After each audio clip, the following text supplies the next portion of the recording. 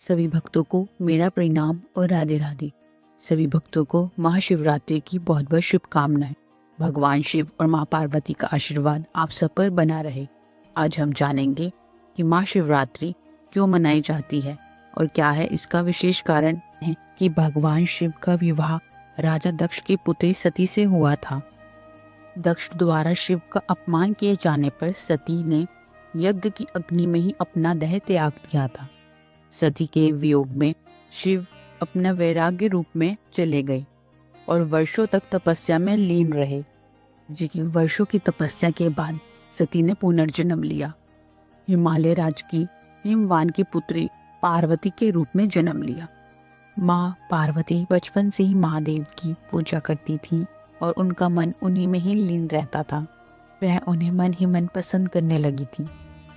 माँ पार्वती ने उन्हें जगाने के लिए हजारों साल तक कठिन तपस्या की।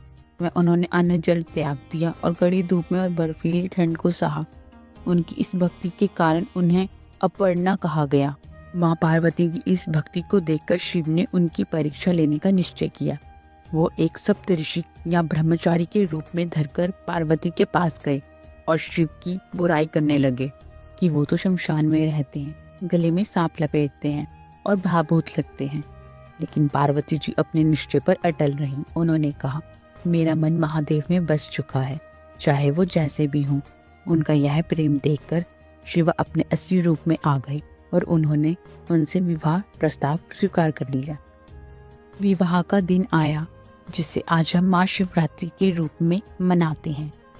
शिव की बारात में केवल देव ही नहीं बल्कि भूत प्रेत पिशाच कर्ण ऋषि मुनि सब शामिल थे।